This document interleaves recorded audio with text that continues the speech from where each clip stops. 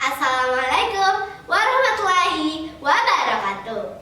Hari ini Akila mau bercerita yang berjudul Asal Mula Lubuk Lebar, cerita Ran Kepahyang yang berada di Dusun Kepahyang. Cerita ini ditulis oleh Ibu Heni Puspitasari dan Akila ambil dari buku Kisah Pita Bediwo, kumpulan cerita Ran Kepahyang yang diterbitkan oleh Ruang Rupa Metamorfosa. Berikut ceritanya.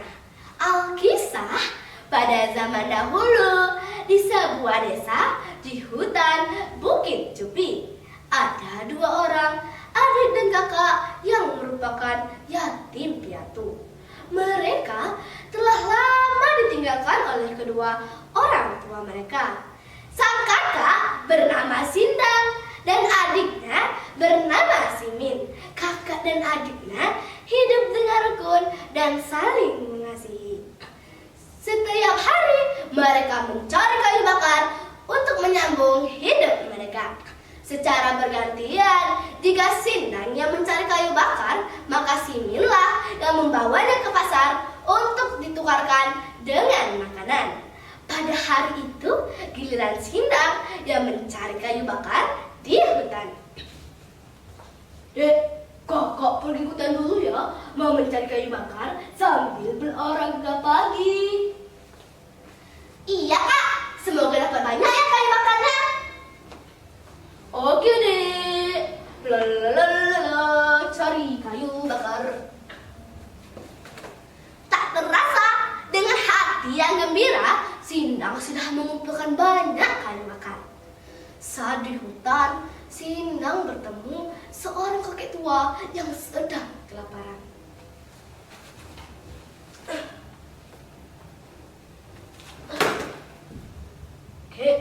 Kakek, kenapa sendirian di sini?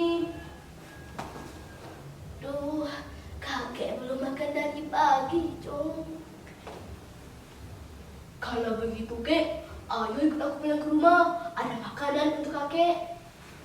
Mereka pun berjalan bersama pulang ke rumah.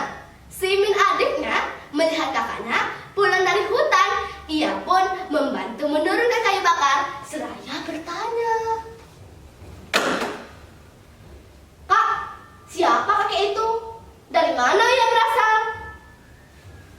"Oh, kakek itu, Dek. Kakak bertemu dengan dia di hutan tadi. Kasihan dia belum makan katanya. Berilah makanan yang kita punya." "Apaan sih kakak ini? Sudah tahu kita saja jumpa pas-pasan malah mau membantu orang." Karena kejadian itu timbullah sedikit perdebatan. Tapi teman-teman, kakaknya Sindang menjawab adiknya dengan bijaksana. "Dek, membantu orang tidak harus yang kita kenal, tetapi dengan siapapun yang membutuhkan bantuan kita." "Ah, terserah saja deh. Aku mau mengantar kayu bakar ke pasar."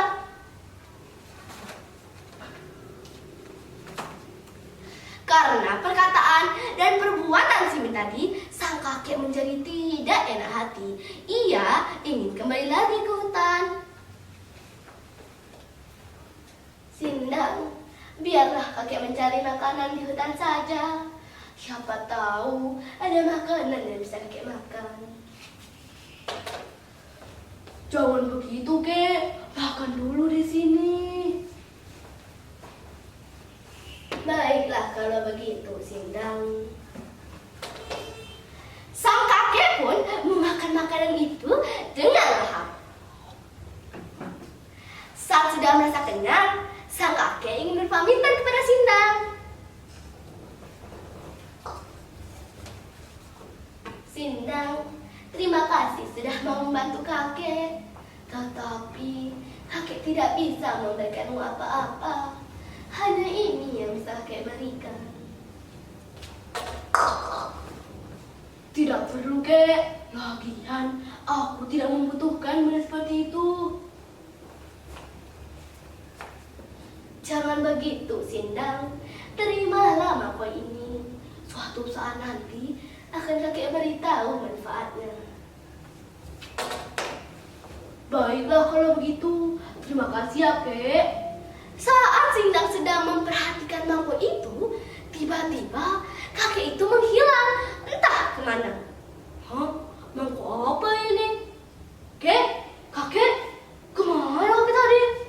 Sudahlah, mungkin dia sudah pergi.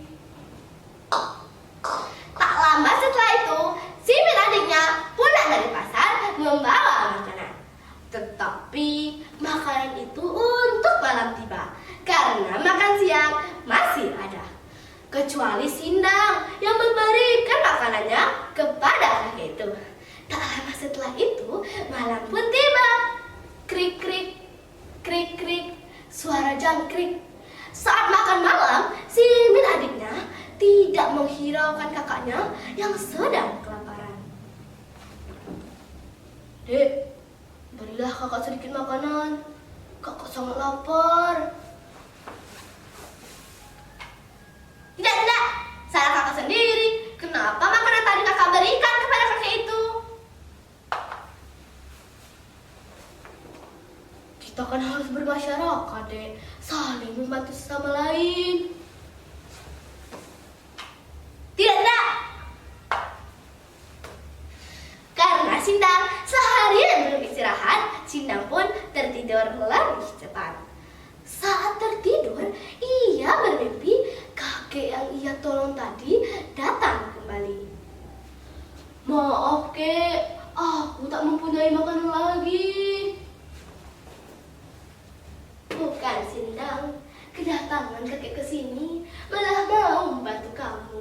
Masih kau simpan mangkok tadi. Masih, Kek? Emang kenapa dengan mangkok itu? Itu adalah mangkok ajaib. Mintalah secukupnya saja.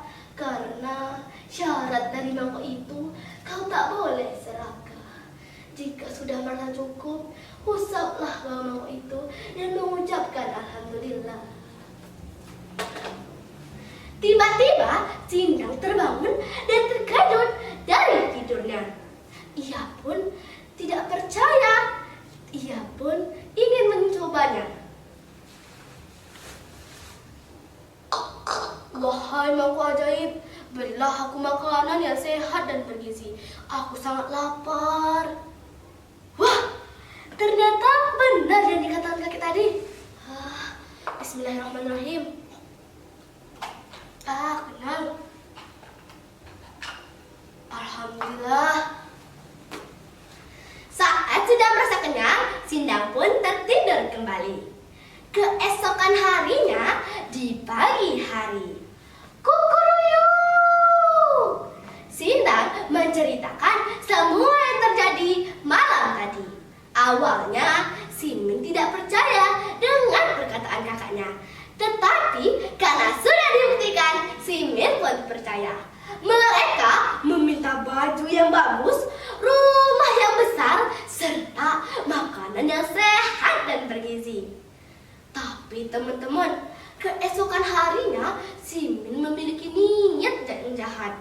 Ia ingin mengambil mangkok itu dan membawanya pergi jauh ke suatu daerah. Karena mangkok ini, aku akan menjadi orang yang paling kaya di sana. Simin pun membawa mangkok itu berlari kencang ke suatu daerah. Saat di tengah perjalanan, Simin merasa sangat haus. Tetapi ia tidak membawa bekal apapun. Tiba-tiba ia ingat bahwa ia mempunyai mangkok ajaib. Simin pun meminta air yang banyak kepada mangkok itu. Wahai mangkok ajaib, berilah aku air yang banyak. Aku sangat haus. Banyak sekali airnya. Berhentilah. Kenapa semakin banyak? Saat Simin ingin memberhentikan mangkok itu, airnya tidak mau berhenti. Airnya malah semakin meluas. Dan hingga akhirnya Simin pun tenggelam ke dalam air itu karena keserakahannya. Nah teman-teman, itulah tadi asal mula terjadinya Lubuk Lebar. Wassalamualaikum warahmatullahi wabarakatuh.